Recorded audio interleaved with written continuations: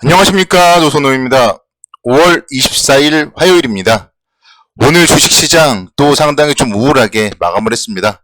코스피 지수 1.57% 하락을 하면서 2605포인트 마감을 했습니다. 2600포인트는 지켰다는 점 그나마 다행스럽다고 볼 수 있겠는데요. 미국 시장 상승에도 불구하고 상당히 좀 좋지 못한 모습을 보여서 내일 이후에 시장이 걱정스러운 것도 좀 있습니다. 일단은 뭐 이럴 때일수록 또 미국 시장부터 자세하게 차분하게 분석을 해보도록 하겠습니다. 미국 시장은 제가 어제 이제 좀 상당히 긍정적으로 마감할 걸로 기대가 된다 이렇게 말씀드렸었는데 예상이 맞아 떨어졌습니다.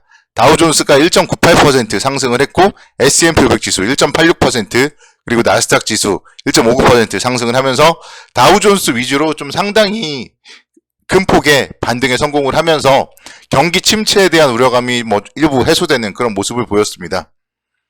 그런 가운데서 이제 대부분의 업종들이 강세를 보였고 에너지 관련주들은 뭐 상당히 좀 큰 폭의 급등을 하면서 시장을 주도하는 모습, 그리고 금융주들도 상당히 좀 상승폭을 키워나가는 모습을 보였습니다.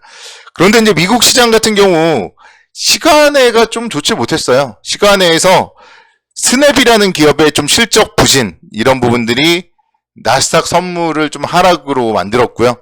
그런 부분들이 이제 국내 주식시장 개장을 할 때 좀 분위기상으로 좋지 못하게 움직이는 모습을 보였습니다.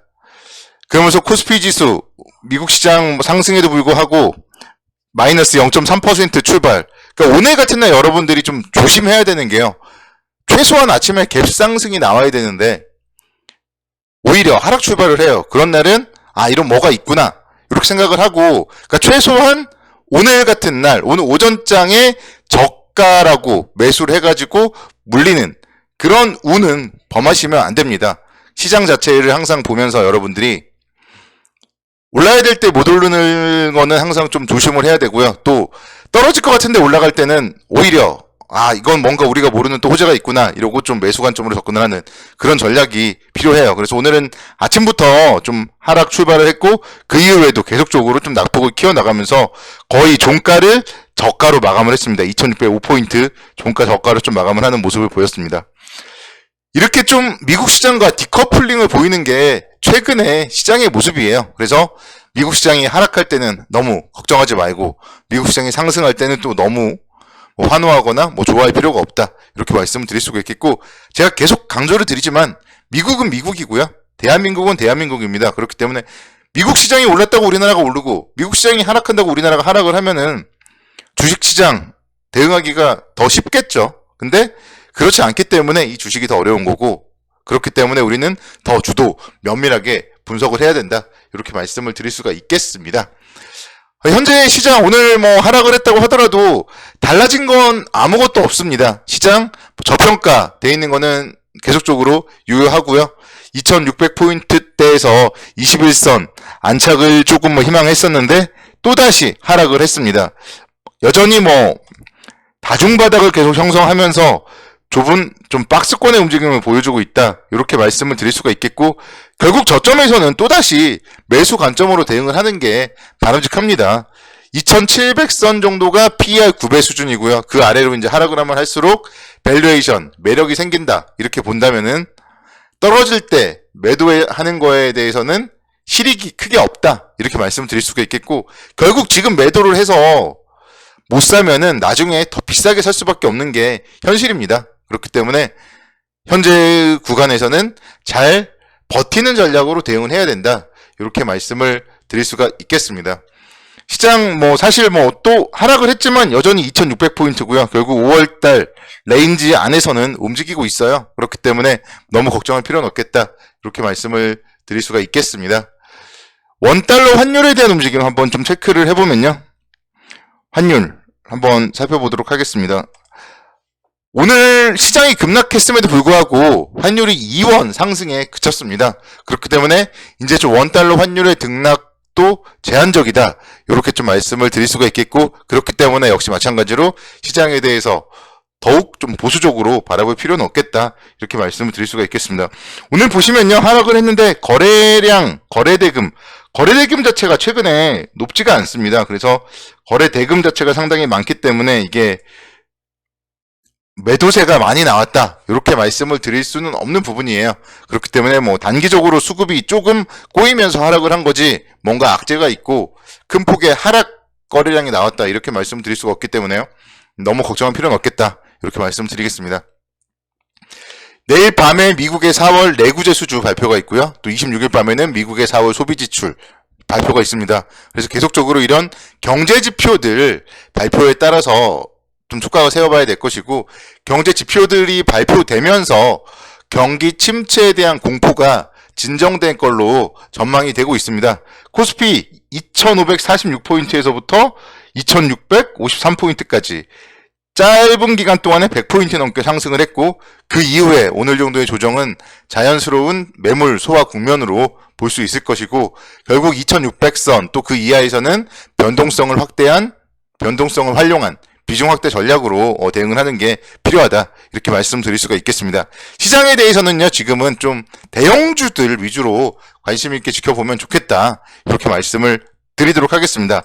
오늘 특징주들 살펴보면요, 건설주들이 상당히 좋은 모습을 보였습니다. 대우건설이 3.7% 강세를 보이면서 6,300원대 기록을 했어요. 그래서 건설 업종 같은 경우에 신규 수주 이런 부분들이 이제 서서히 개선될 걸로 전망이 되고 있기 때문에 긍정적 관점으로 접근이 가능하다. 이렇게 말씀을 드릴 수가 있겠습니다. 현대건설 살펴보시면은요, 1.9%대 강세를 보였습니다. 그래서 뭔가 건설주들이 상당히 좀 바닥권에서 가격 메리트가 있지 않나, 이렇게 말씀을 드릴 수가 있겠어요. GS건설 1.57% 상승을 했고, 장중에는 무려 3%대까지도 상승을 보이기도 했었습니다. 뭔가 바닥권을 좀 탈피하려는 움직임이에요. 바닥권에서 양봉도 연속적으로 나오고, 이런 모습들 건설주들에 대해서 긍정적인 관점으로 접근해보자 말씀을 드리겠고, 좀 지방 건설주죠. 계룡건설 같은 경우도 좀 한번 보시면 좋을 것 같아요. 주가가 너무 많이 빠졌습니다. 3월 달에만 하도 다시 또 4만원대까지 반등을 했었는데요, 또다시 31,000원대까지 하락을 했어요. 그래서 지금 자리 좀 상당히 매력적인 자리다. 이렇게 말씀을 드릴 수가 있겠습니다. 그래서 건설주들 계속적으로 좀 긍정적 관점으로 좀 접근 가능하고요. 결국 지방선거 이제 얼마 안 남았잖아요. 건설에 대한 지금 얘기들 계속적으로 지금 나오고 있습니다.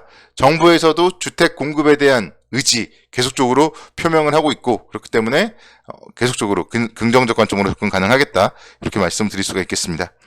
자, 해운주에 대한 움직임. 어제도 HMM 제가 특징주로 설명을 드렸었는데, 오늘도 상당히 좋은 모습을 보였습니다. 상하이 컨테이너 운임지수가 18주 만에 반등을 했다. 이런 소식들이 들렸고요. BDI 지수 역시 마찬가지 최근에 상당히 좀 강한 모습을 보이면서 3,300포인트까지 근접하는 모습을 보이고 있습니다. 그래서 HMM 여전히 좋은 모습이고요. 페노션 오늘 장중에는 무려 5%까지 상승을 하면서 8,390원대까지도 올라서는 모습이었어요. 최근에 상당히 좀 주가가 안정적인 움직임이죠. 그래서 조정 보이면은 5일선, 11선 라인에서는 1차적으로 좀 매수 관점으로 접근을 하는 게 바람직하겠다. 이렇게 설명을 드릴 수가 있겠습니다.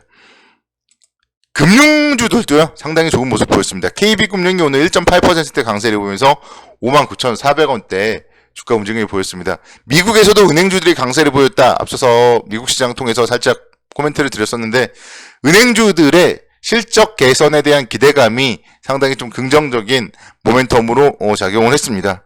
이렇게 시장이 정말 많이 하락을 했는데도 불구하고 좋은 업종, 좋은 종목들은요, 분명히 있습니다. 그렇기 때문에 투자자 여러분들 너무 걱정하시지 마시고 좋은 종목들로 포트폴리오를 좀 잘 구축해 나가자. 이렇게 말씀을 드릴 수가 있겠습니다. 오늘 시장의 이제 하락 이유 중에 하나는요, 반도체 관련하여서 중국 서버에 대해서 주문 오더컷이 발생했다. 이런 루머들이 발표되었는데요. 주문 축소 이런 게 발생했다. 이런 루머들이 있었는데, 일단은 현재까지 장 끝나고 나서 좀 살펴본 바에 따르면은 미국 업체들의 이런 오더컷은 사실이 아니고, 또 중국향 수요는 이미 예견되었던 부분이고 그렇기 때문에 추가적으로 큰 악재는 아니다.